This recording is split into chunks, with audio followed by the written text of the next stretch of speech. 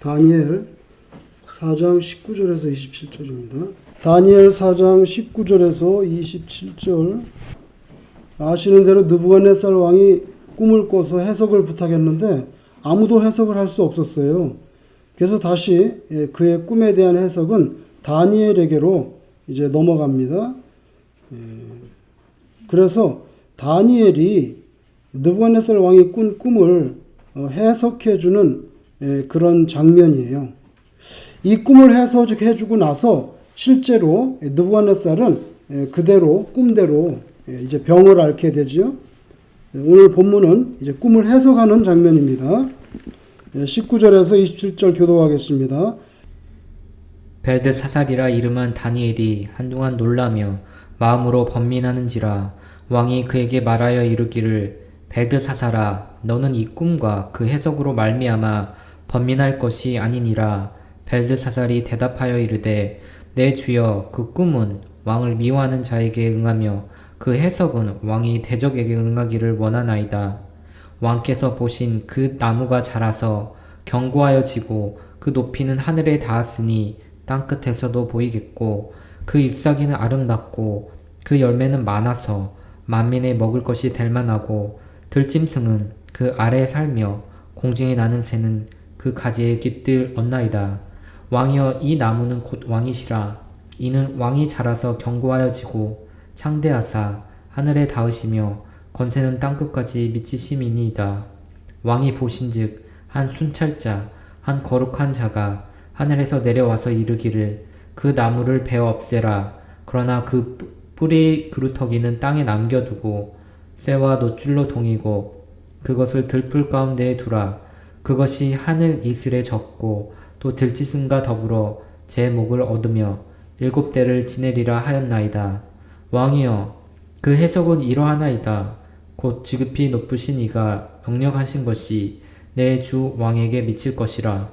왕이 사람에게서 쫓겨나서 들짐승과 함께 살며 소처럼 풀을 먹으며 하늘 이슬에 젖을 것이요 이와 같이 7대를 지낼 것이라. 그때 지극히 높으신 이가 사람의 날을 다스리시며 자기의 뜻대로 그것을 누구에게든지 주시는 줄을 아시리이다. 또 그들이 그 나무 뿌리에 그루터기를 남겨두라 하였은즉 하나님이 다스리시는 줄을 왕이 깨달은 후에야 왕의 나라가 견고하리이다. 그런즉 왕이여 내가 아뢰는 것을 받으시고 공의를 행함으로 죄를 사하고 가난한 자를 긍휼히 여김으로 죄악을 사하소서. 그리하시면 왕이 편안함이 혹시 장구하리이다 하니라. 아멘. 여러분 그 느부갓네살이 큰 나무를 봤죠, 꿈속에서. 그런데 자기 꿈속에서 어떤 그 하늘에서 순찰자 거룩한 자가 내려와서 그 나무를 베어버려라 그렇게 명령했다는 거예요. 그런데 나무를 베는데 나무를 뿌리채 뽑아버려라 이러질 않고 나무를 베어버려라. 그리고 그루터기는 그냥 남아있는 거예요. 그 그루터기를 새와 놋줄로 묶어가지고 그걸 들판에 갖다 놓으라는 거예요. 그러면 그게 하늘 이슬에 젖고 들짐승들과 더불어 지낸다. 이런 꿈을 꿨는데 이게 무슨 뜻인가? 그 이야기를 듣고 오늘 본문에 다니엘이 그 꿈을 딱 해석하려고 그러니까 가슴이 안 좋은 거예요. 마음이 아파. 여러분 다니엘은 바벨론에 망한 유다 왕국에서 포로로 끌려와서 지금 이렇게 높은 자리에 올랐어요. 그리고 느부갓네살과 이미 제 생각에 수십 년이 지난 것 같아. 인간적으로 정이 들었단 말이에요. 그죠? 자기 나라를 망하게 한 왕이지만 그 긍휼히 여기는 마음이 있었던 것 같아요. 그래서 그 꿈을 듣고서 번민했다 그랬어요. 이 사람이 이거 망하는 꿈인데 이거 얘기해야 되나? 그래서 그 꿈을 듣고 다니엘이 마음이 번민하는 거예요. 그러니까 느부갓네살을 딱 보니까 알겠는 거예요. 번민하지 마라. 네가 번민하냐? 그냥 사실대로 이야기하라.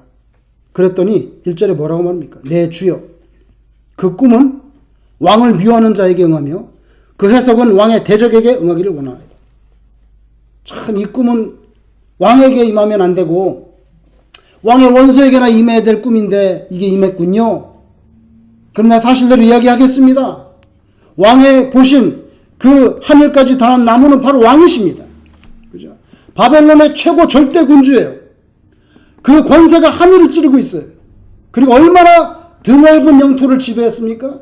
제가 지난번에 말씀드렸죠. 마지막으로 두로와 이집트까지 어마어마한 영토를 지배합니다. 그래서 뭐예요? 나무의 끝은 하늘을 찌를 정도고 땅 끝에서부터도 그 나무가 보일 정도로, 그러니까 얼마나 드넓은 제국을 지배합니까? 공중의 새도 거기 가서 지내고 짐승들도 거기 가서 지내고, 그죠? 사람도 거기 열매 먹고 지낼 만큼 굉장히 높고 아주 넓은 가지를 들이운 어마어마한 나무인데 그 나무는 바로 당신이십니다. 근데 순찰자가 베어버리라고 했고 거루터기를 쇠사슬로 묶어가지고 들판에 가져갔는데 당신이 그렇게 될 겁니다. 당신이 그렇게 될 겁니다.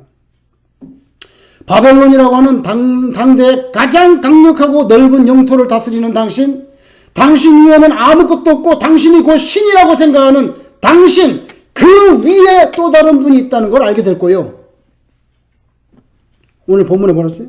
25절에 그때 지극히 높으신 이가, 당신 아니고 당신 위에 있는 지극히 높으신 이가 사람의 나라를 다스리시며 자기의 뜻대로 그것을 누구에게든지 주시는 줄 이게 뭐예요? 아유, 바벨론의 느부갓네살 왕이 병드니까 그만 들판에 개 묶어 놓듯이, 좀 과장하게 표현하면 개 묶어 놓듯이 들판에다가 쇠사슬을 묶어 놓은 것 같아요. 이것은요, 느부갓네살이 정신병에 걸린 거예요. 그죠? 그래서 당신은 소처럼 풀을 뜯게 될 것이고, 나오죠? 소처럼 풀을 뜯게 된다.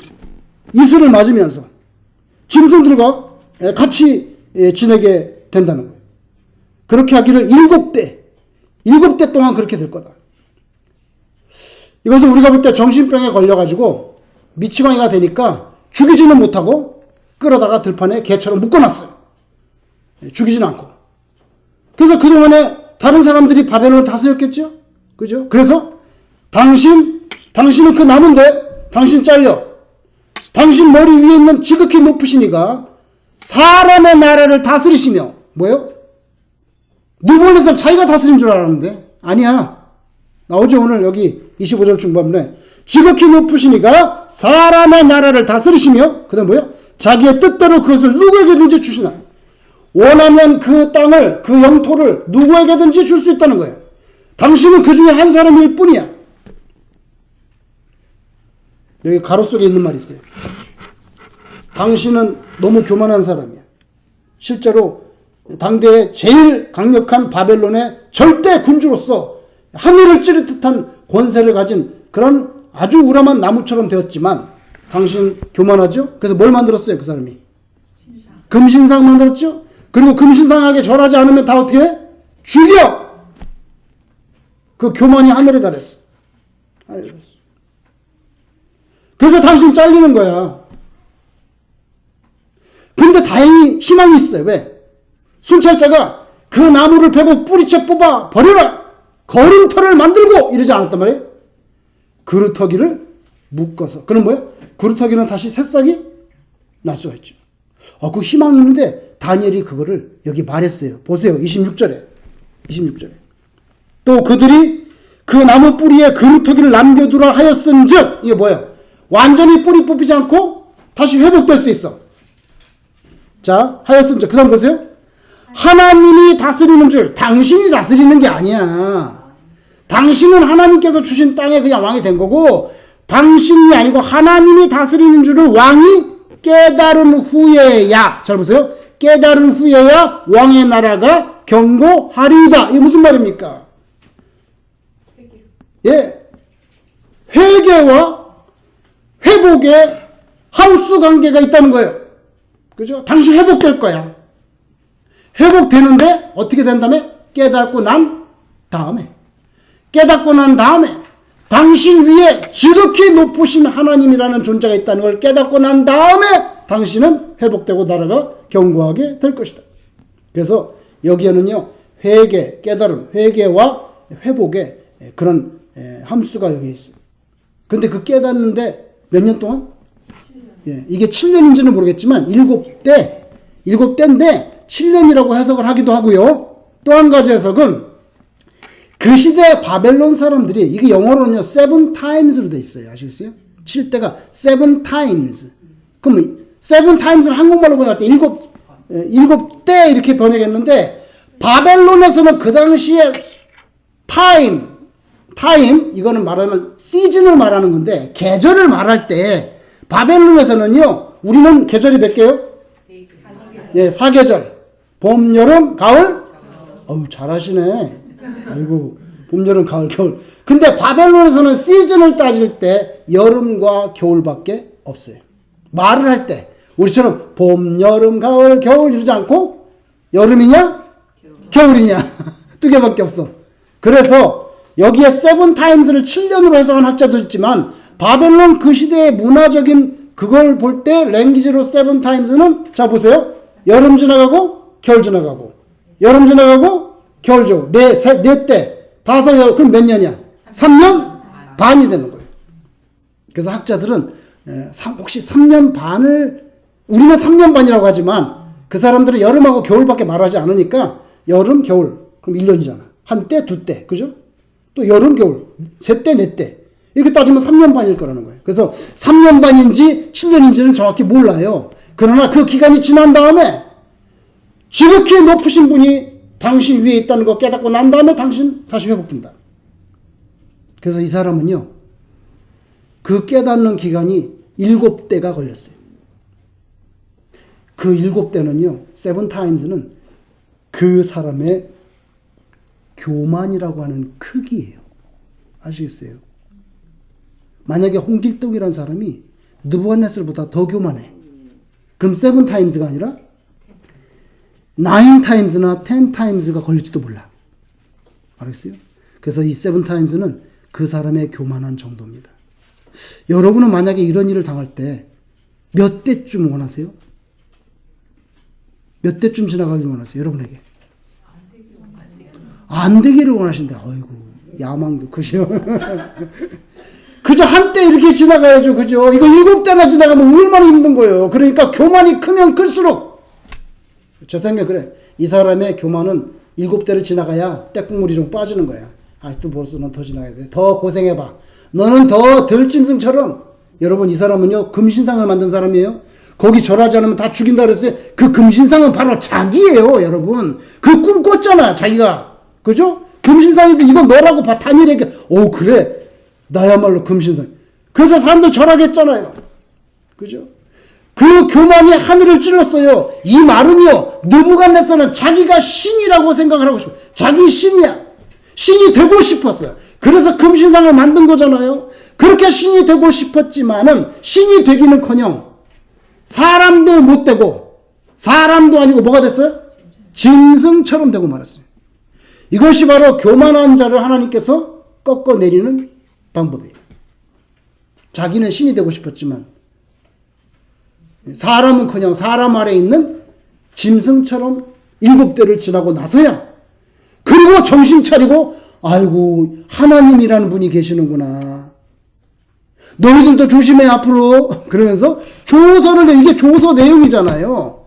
자, 이 꿈을 해석할 때 못했어. 다니엘이 했더니 다니엘이 해석했어. 그리고 나는 실제로 그렇게 됐다고 여기 34절부터 막 쭉 나와요. 이제 자기가 소처로 풀 먹고 지냈다는 얘기가 쭉 나와요. 이걸 다 겪고 난 다음에 조서를 쓴 거잖아요. 그죠? 그러니까 이거는 지금 회고적인 글이에요. 느부갓네살이. 그죠? 근데 여러분, 우리가 성경을 읽을 때 이렇게 수필처럼 쓱 읽을 수도 있겠죠. 소설처럼 읽는 사람도 있을 거고. 그래서 뭐 요나 같은 것은 완전히 뭐 동화책 같이 여기는 사람도 있어요. 그러나 하나님의 말씀은 소설이나 수필이나 동화로 읽을 수는 없지. 여러분, 오늘 본문이 우리가 수필처럼 혹은 소설처럼 동화처럼 읽을 수 없다는 것을 여러분 한번 제가 보세요. 26절 한번 보세요. 25절. 잘 보세요. 이게 이제 다니엘이 느부갓네살 왕 앞에서 해석하는 장면인데, 잘 보세요. 25절. 왕이 사람에게서 쫓겨나서 아, 정신병 걸리니까 왕을 좀 잘 모시고 더 치료하고 이런 게 아니야. 딱 쫓겨나니까 바로 정권에서 물러가고 아주 그냥 다른 사람이 차지해버렸어. 사람에게서 쫓겨나서 들짐승과 함께 살며 소처럼 풀을 먹을 것이며 하늘 이슬에 젖을 것이요 이와 같이 7대를 지낼 것이라. 그 다음에 보세요. 잘 보세요. 그때에 지극히 높으신 이가 사람의 나라를 다스리시며 자기의 뜻대로 그것을 누구에게든지 주시는 줄을 깨닫게 될 거다. 그랬죠? 이건 누가 한 말이에요? 이건 누가 한 말이에요? 이건 조 목사가 한 말이에요? 이건 누가 한 말이에요? 다니엘이 한 말이죠. 다니엘이 그렇게 좀 해석을 하고 있잖아요. 그죠? 예, 다니엘이 해석을 하고 있어요. 그런데 이런 과정을 다 겪은 다음에 자기가 회고할 때 느부갓네살이 뭐라고 말한 줄 아세요? 조서 초반부에 17절 보세요. 17절. 느부갓네살이 조서를 쓸 때 잘 보세요. 17절. 이는 순찰자들의 명령대로요 거룩한 자들의 말대로이니. 그 다음 보세요. 지극히 높으신 이가 사람의 나라를 다스리시며 그 다음 보세요. 자기의 뜻대로 그것을 누구에게든지 주시며. 요건 누가 한 말이에요 원래? 누가 한 말이야? 다니엘이 했던 말을 그대로 카피해서 지금 쓰고 있어요. 그죠? 자기가 조서를 내릴 때 다니엘이 꿈 해석할 때 했던 말을 그대로 카피해서 쓰고 있어요. 그 다음에 뭐라고 썼어요? 또 지극히 천한 자를 그 위에 세우시는 줄을 사람들이 알게 하렵니다. 이 지극히 천한 자는 누구예요? 느부갓네살 자신입니다. 이 사람이 이제 깨달은 거 이거를. 하나님이 원하는 사람한테 누구든지 나라를 줄 수 있다. 거기까지만 다니엘은 말을 했는데 거기까지만 말했어요. 근데 다니엘이 어떻게 당신 같은 사람한테도 땅을 주는 거야? 어떻게 그렇게 말을 하겠어요? 그런 말 못했지. 근데 오늘 조서를 쓸 때는 다니엘이 했던 말을 그대로 카피해서 쓰면서 자기의 신앙 고백이 붙어서. 그죠? 그래서 뭐라고 했어요? 또 지극히 천한 자. 그게 누구예요? 느부갓네살 자기야. 지나고 보니까 나란 말이에요. 그게. 옛날에는 하늘을 찌를 듯한 권세로 자기가 신이나 되는 듯이 금신당까지 만들었던 사람인데 7대를 지나고 나니까 깨달아가지고 그 다음엔 신앙 고백이 어떻게 났어요? 또 지극히 천한 자를 그 위에 세우시는 줄을 사람들이 알게 하려고 내가 이 조서를 쓰는 것이다. 느부갓네살이 많이 변했죠? 많이 변했어요. 많이 변했어요. 히브리서 한번 보세요. 367 신약성경 367 히브리서 12장 10절입니다. 367페이지 히브리서 12장 10절 히브리서 12장 10절 11절 같이 한번 읽어보겠습니다. 시작. 그들은 잠시 자기의 뜻대로 우리를 징계하였거니와 오직 하나님은 우리의 유익을 위하여 그의 거룩하심에 참여하게 하시느니라. 무릇 징계가 당시에는 즐거워 보이지 않고 슬퍼 보이나 후에 그로 말미암아 연단받은 자들은 의와 평강의 열매를 맺느니라. 아멘. 느부갓네살이 7대, 그게 7년이 3년 만인지 모르겠지만 7대의 그 고난 가운데 던져졌을 때 그때는 너무 힘들었지만 그러나 깨닫고 나니까 얼마나 잘 됐어요. 자기가 하늘 꼭대기에 있다고 생각했다가 깨닫고 나니까 나같이 천한 자에게 하나님께서 이 권세를 주셨구나. 히브리서에 있는 말씀과 똑같아. 근데 여러분 그렇게 7대 7 times 동안 짐승처럼 지내다가 왜 갑자기 다시 정신이 돌아왔을까요? 어떻게 하다가 정신이 돌아왔을까요? 추운 새벽에 찬물로 세수하다 돌아왔을까요? 어떻게 하다가 정신이 돌아왔을까요? 어떻게 하다가 7 times 지내다가 정신이 돌아왔냔 말이에요. 예, 짐승처럼 살다가 돌아왔는데 어떻게 when 찬물로 세수하다 돌아왔냐고요? 짜장면 먹다 돌아왔나요? 아니죠. 다니엘 27절에 그런즉 왕이여 내가 아뢰는 것을 받으시고 공의를 행함으로 죄를 사하시고 가난한 자를 긍휼히 여김으로 죄악을 사하소서. 예. 고백 때문에 요거는 잘 보세요. 요거는요, 다니엘이 당신 이제 잘릴 건 확실해. 근데 정신 똑바로 차려. 살 길이 있어. 앞으로는 그렇게 잘난 척하지 말고 하늘 찌르듯이 그러지 말고 이거 다 하나님이 주신 거야. 그러니까 가난한 사람 긍휼히 여기고 공의를 행하고 그렇게 좀 사세요. 이렇게 권면하는 장면이고요. 그렇게 해서 7타임스 동안 지내다가 34절을 보세요. 34절. 놀라운 장면이 나옵니다. 34절. 다니엘 4장 34절. 예, 그 기한이 찼다는 건 뭐예요? 7대가 지났는데 그때 느부갓네살이 어떻게 했어요?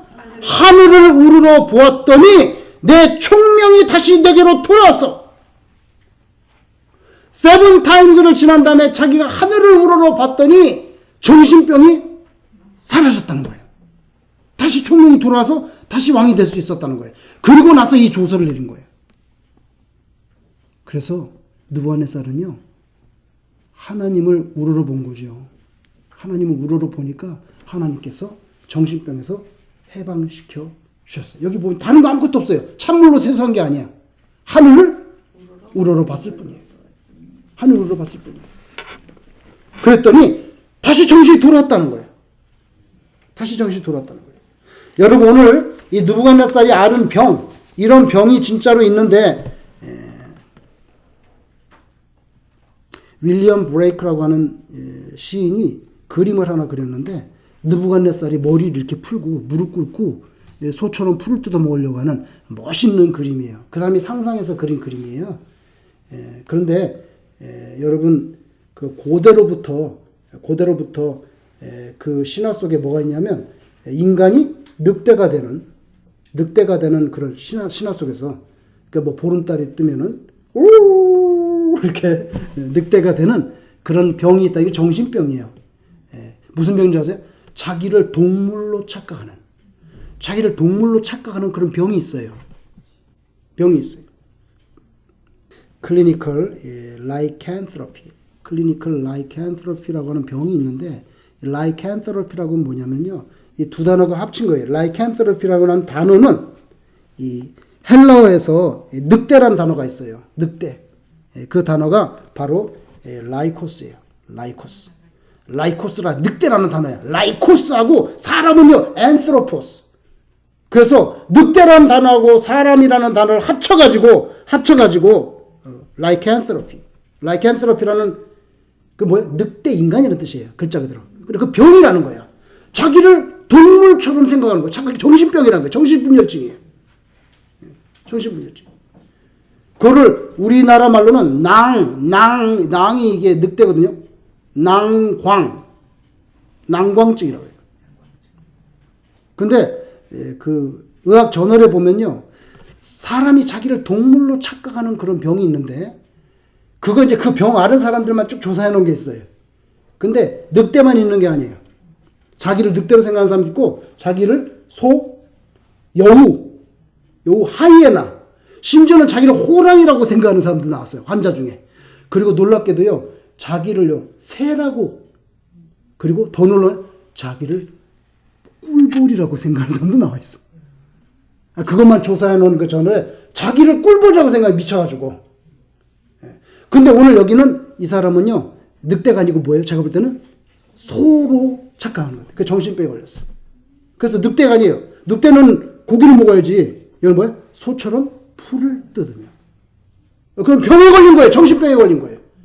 그래서 하늘을 찌를 듯한 그 사람 하나님이 탁 쳐가지고 그냥 정신만 딸깍 하니까 미치광이가 돼가지고 들판을 쇠사슬에 묶여서 헤매고 다니다가 하늘을 우러러 보니까 다시 하나님께서 총명을 줬어요. 이제 깨달았지? 그래서 지극히 높으신 자가 사람의 나라를 다스리시며, 그죠? 자기가 원하는 사람에게 누구든지 준다. 근데 그 다음에 나같이 천한 자에게 주셨다. 너도 하나님이 계시다는 거 알아라. 다니엘의 하나님, 다니엘의 세 친구의 하나님, 이분이 진짜 존귀하신 참신이라는 걸 지금 조서로 발표를 하는 거예요.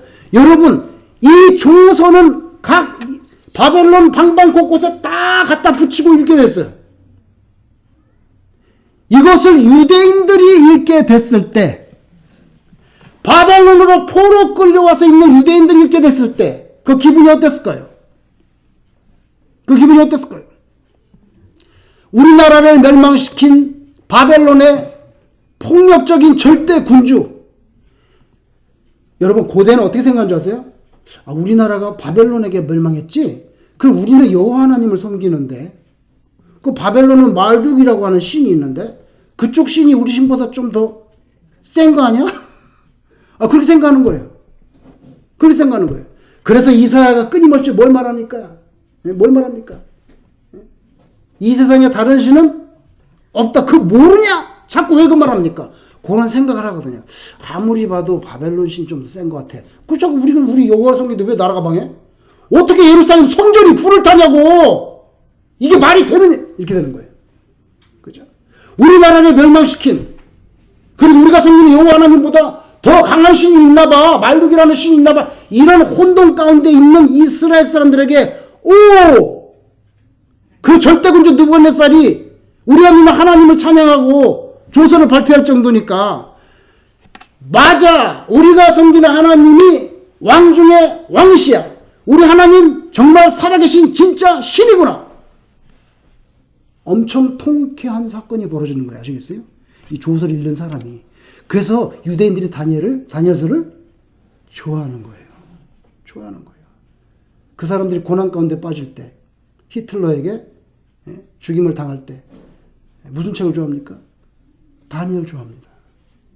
그래봐야 소용없어. 조금 있으면 드러날 거야. 그 사람들. 예수는 안 믿지만. 그래서 오늘 이 조서가 굉장히 나라를 잃어버린, 우리 나라를 망하게 한 나라잖아요. 그 폭력적인 절대 군주가 우리가 섬기는 하나님을 인정하는 조서를 냈다고요. 그죠? 그러니 얼마나 이게 충격적인 사건입니까? 얼마나 해피한 일입니까? 해피한 일이야. 그죠? 자, 여러분, 우리 마지막으로 시편의 말씀을 한번 볼게요. 1장을 보세요. 시편 1편 805페이지 805 시편 1편. 여러분 시편이 시를 묶어놓은 게 시편인데 시가 몇 개 있을까요? 150개가 있습니다. 이 시편 안에는 150개가 있습니다. 자, 여기에는 다윗이 쓴 시도 많이 있고요. 그 다음에 제사장이 쓴 시도 많이 있고요. 모세가 쓴 시도 하나 있고요. 여러 시들, 신앙적인 간증들을 묶었는데 여기에 150개가 딱 들어가 있어요. 그렇다면은 이 시를 묶는 사람이 처음에 이거 편집했을 거 아니에요? 성경에 들어올 때. 그죠? 하늘에서 뚝 떨어진 건 아니란 말이에요. 그러면 신앙적인 시를 150개를 묶을 때 제일 앞에다가 어떤 시를 넣으면 좋을까? 고민했을까요? 안 했을까요? 했겠죠? 그죠? 했겠죠? 그럼 이 편이 얼마나 중요한 시겠습니까? 그 시가 뭔지 보세요. 자, 시편 1편 1절에서 3절까지만 읽겠습니다. 시작. 복 있는 사람은 악인들의 꾀를 따르지 아니하며 죄인들의 길에 서지 아니하며 오만한 자들의 자리에 앉지 아니하고 오직 여호와의 율법을 즐거워하여 그의 율법을 주야로 묵상하는 자로다. 그는 시냇가에 심은 나무가 철을 따라 열매를 맺으며 그 잎사귀가 마르지 아니함 같으니 그가 하는 모든 일이 다 형통하리로다. 아멘. 여기 시냇가에 심은 나무가 나옵니다. 그죠? 시냇가에 심은 나무다. 자기의 권력, 자기의 힘, 자기의 지식으로 높아졌다고 생각하는 그 하늘을 찌를 듯한 우람한 나무. 그 교만한 나무는 결국 어떻게 됐어요? 잘렸죠? 잘렸잖아요. 그 교만한 나무는 잘렸어요. 그러나 시절을 쫓아 과실을 맺는 형통한 나무가 있어요. 그 나무는 시냇가에 심은 나무인데 그 나무가 어떤 나무인지 아세요? 여호와의 율법을 즐거워하여 그의 율법을 주야로 묵상하는 사람이에요. 다시 말하면 하나님의 말씀에 천착하는 사람, 하나님의 말씀에 얽매여서 사는 사람, 거기에 생명의 뿌리를 내리고 사는 사람, 그 사람이 진짜 좋은 나무예요. 하나님이 인정하는 그런 거룩한 열매들을 맺는 나무예요. 바벨론의 느부갓네살은 아무리 거대해도 잘리는 나무예요. 잘리는 나무예요. 그러나 오만한 자의 자리에 앉지 아니하는 그 사람은 하나님의 말씀에 뿌리를 내려서 시냇가에 뿌린 나무가 시들지 않는 것처럼 그렇게 된다는 신앙 간증이에요. 그러니까 저와 여러분도 너무 남이 화려하고 높고 막 이런 거 너무 부러워하지 마세요. 그러다가 잘리는 수도 있어. 그러니까 그런 것보다는 그냥 차라리 소박하게 하나님의 말씀, 이 생명의 말씀에 뿌리를 내리고. 그래서 여러분 그 매일매일 성경 읽으시죠? 그 얼마나 귀한 것입니까? 여러분이 시절을 쫓아 과실을 맺는 그런 나무가 되는 거예요. 그런 나무가 되시기를 주 여러분을 축원합니다. 주기도문 드리겠습니다.